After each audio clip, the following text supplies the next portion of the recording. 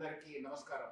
ఈ రోజు ప్రపంచవ్యాప్తంగా అందరు కూడా మనము సాంకేతిక పరంగా చాలా మన లైఫ్ ఆధారపడి ఉంది. ఎట్లా మనము దానిలో అభివృద్ధి చెందుతున్నామో అట్లానే సైబర్ క్రిమినల్స్ కూడా ఈ యొక్క సాంకేతిక జ్ఞానాన్ని మనకంటే ముందు ఉండి ప్రజలందరూ కూడా మోసం చేస్తున్నారు. ఈ మధ్యలో మనకు 2 కేసు రిపోర్ట్ కావడం జరిగింది సైబర్ క్రైమ్స్ లో. వాళ్ళు చాలా పేరు పొందిన వాణిజ్య సంస్థలు, వాళ్ళకు చెందిన అకౌంటెంట్స్ కి వాళ్ళ వాట్సాప్ లో పేరుతో ఒక మెసేజ్ రావడము, దాన్ని బిలీవ్ చేసి వాళ్ళు అకౌంటెంట్స్ ఇద్దరు కూడా కోర్టులో ఆ అకౌంట్ కి పంపడం జరిగింది. తదుపరి విచారణ చేస్తే అది వచ్చిన ఒక fake message cyber criminals account కి వెళ్ళిందని చెప్పి తెలిసింది. ఒక ఇన్వెస్టిగేషన్ భాగంగా టేకప్ చేసినప్పుడు నేను స్వయంగా వాళ్ళ ఫోన్ లో చూశాను. ఆ వచ్చిన మెసేజ్ కావచ్చు, వాళ్ళ ఓనర్ పేరు ఏముంది దాని పేరు రిప్లికేట్ చేస్తూ వాళ్ళు ఒక వాట్సాప్ మెసేజ్ పంపించారు. పేరుతో వచ్చిన మెసేజ్ నిజమని చెప్పి మనము దానికి రిప్లై చేయడము, దాని వాళ్ళ ఇన్స్ట్రక్షన్ ఇచ్చిన ప్రకారం నడుచుకుంటాం. సో దీంట్లో కనుక మనం ఇనిషియేట్ చేస్తే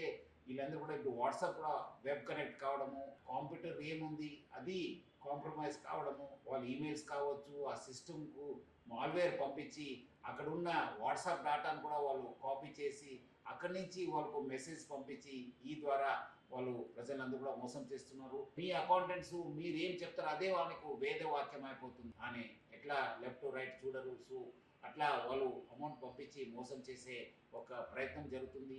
మీరు ఫస్ట్ మీ అకౌంటెంట్స్ని అలర్ట్ చేయాలి.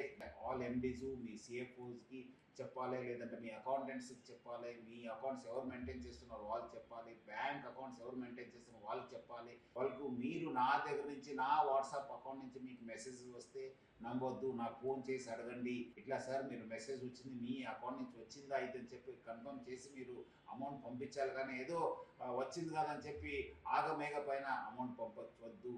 సెకండ్ థింగ్, మీ యొక్క సిస్టమ్స్లో ఏముంది మనము మొత్తం క్లీన్ చేసుకోండి. మంచి ఫైర్ వాల్స్ పెట్టుకోండి. హై అండ్ మాల్వేస్ పంపించి మీ యొక్క సిస్టమ్ని తర్వాత మీ ఫోన్ కూడా ఇన్ఫెక్ట్ చేసే ఒక ప్రయత్నం జరుగుతుంది. సో అందరు కూడా అలర్ట్ ఉండాలి. వేరే వాళ్ళు కూడా చెప్పాలి. మీరేదో మనకు తెలిస్తే కాదు, మీరు మీ తోటి ఇండస్ట్రీస్ కావచ్చు, కంపెనీస్ కావచ్చు, అట్లానే ఈ వాణిజ్య చెందిన చాలా మంది పెద్ద పెద్ద చేంబర్ ఆఫ్ కామర్సెస్ మన అకౌంటెంట్స్కి వాళ్ళు సిఎఫ్ఓస్కి వాళ్ళందరూ కూడా మెసేజ్ పంపించి వాళ్ళు మోసం చేసే ఒక ప్రయత్నం చేస్తారు.